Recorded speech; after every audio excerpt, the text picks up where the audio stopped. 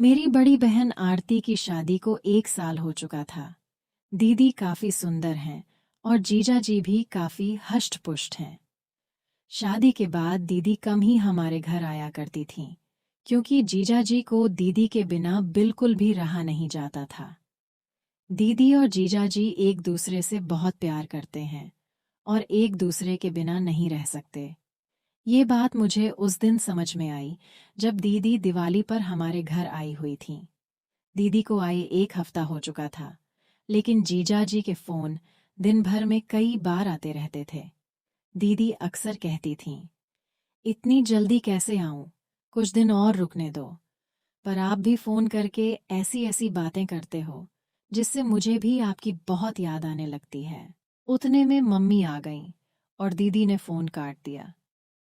Mummy ने दीदी को किचन में बुला लिया, क्योंकि दिवाली की मिठाई, चिवड़ा, करंजी वगैरह बनानी थी। हम सब ने मिलकर शाम तक आधी चीजें बना ली थीं और बाकी की मिठाई अगले दिन बनाने का तय हुआ। शाम ढल चुकी थी और मैं खिड़की से बाहर देख रही थी। तभी मैंने देखा कि जीजा जी बाहर खड़े हैं। मैंने जल्दी से दीदी को आवाज लगाई। दीदी बाहर आते ही बोलीं, आप तो सच में आ गए। मुझे लगा फोन पर आपने ऐसे ही कहा था। इतने में मम्मी भी आ गईं और बोलीं, मेहमान, आप कब आए? कोई खबर नहीं, कुछ नहीं। पहले बोल देते तो आपकी खातिरदारी के लिए पहले से तैयारी कर लेते। जीजाजी बोले, नहीं, सासू माँ, काम से शहर आया हुआ था, तो सोचा आप लोगों से मिलते हुए ही जाऊं। मम्मी ने कहा, जाने की बात अभी से मत कीजिए। अभी आए हैं तो खाना पीना खाकर आराम करके सुबह जाना।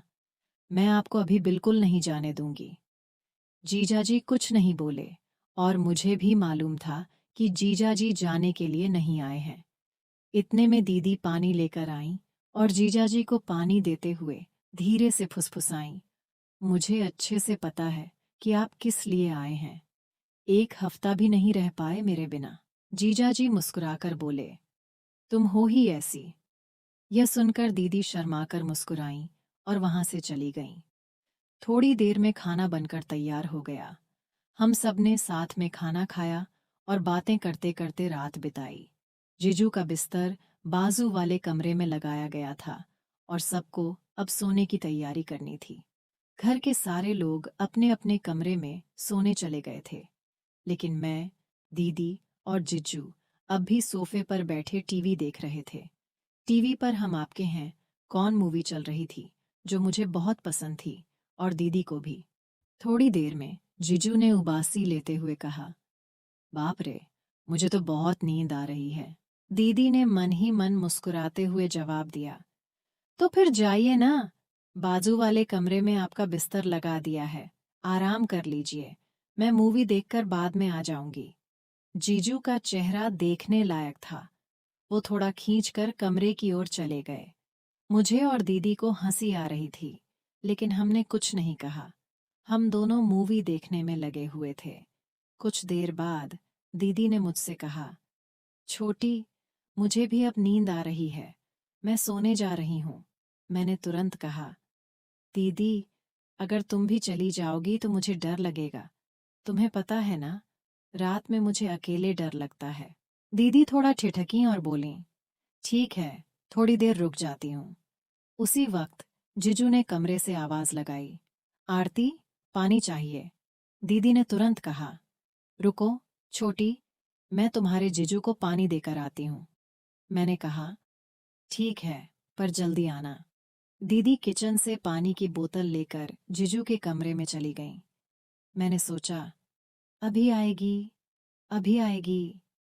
लेकिन 5 मिनट बीत गए और पूरे घर में मुझे कोई नजर नहीं आया। डर के मारे मैंने दीदी को आवाज दी। थोड़ी ही देर में दीदी कमरे से बाहर आईं। उनकी साड़ी थोड़ी अस्त व्यस्त थी, बाल बिखरे हुए थे और सांसें तेज चल रही थीं।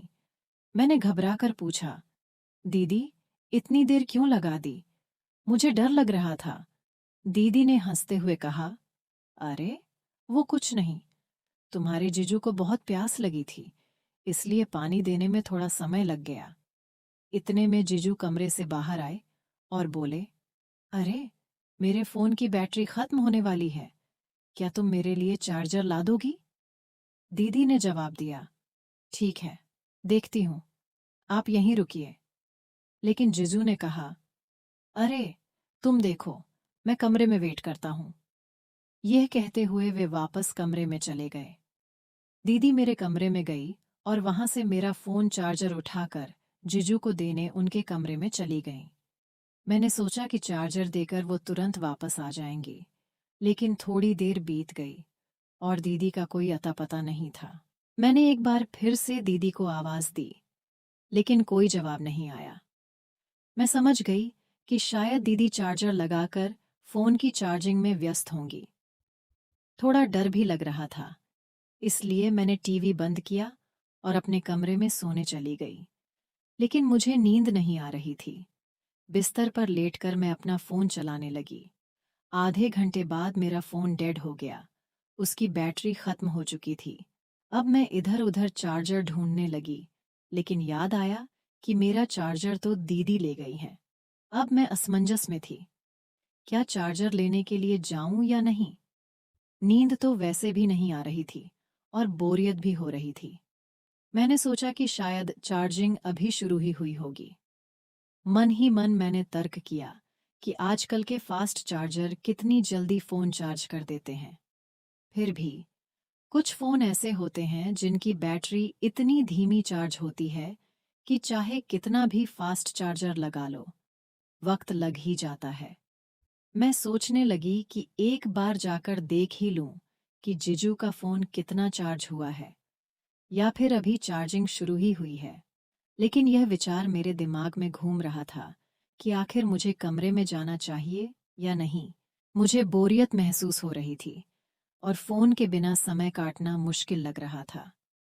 आखिरकार मैं चार्जर लेने के लिए जीजू और दीदी के कमरे की ओर बढ़ी। जैसे ही दरवाज़ा खोलने की कोशिश की, वह अंदर से बंद था। खिड़की भी पूरी तरह से अंदर से बंद थी, लेकिन कमरे के अंदर से हल्की रोशनी बाहर आ रही थी, जो कांच की खिड़की से दिख रही थी। मैंने सोचा, सो तो नहीं गए होंगे? कुछ पल ठिठकी, फिर दीदी को आवाज़ लगाई। पहली बार कोई जवाब नहीं आया। दूसरी बार फिर आवाज़ दी।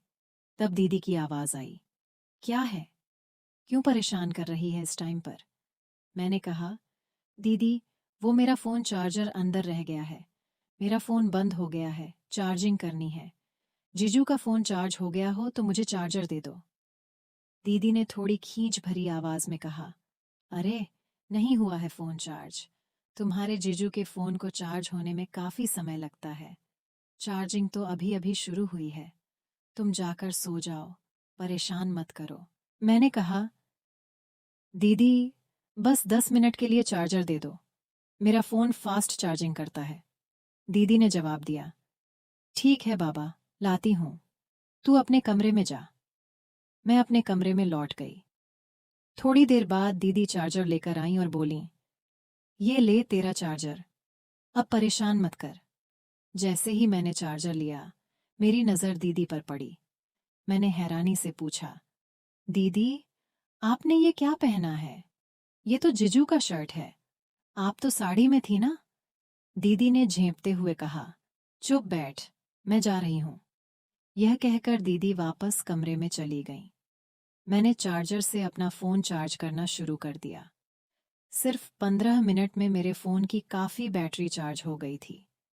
मैंने सोचा, चलो, अब चार्जर वापस दे आती हूँ। अगर दीदी सो भी रही होंगी, तो मैं खुद जीजू का फ़ोन चार्जिंग पर लगा दूंगी। मैं चार्जर लेकर दीदी और जीजू के कमरे की ओर गई। इस बार दरवाज़ा थोड़ा सा खुला हुआ था। शायद दीदी जल्दी में बंद करना भूल गई होंगी।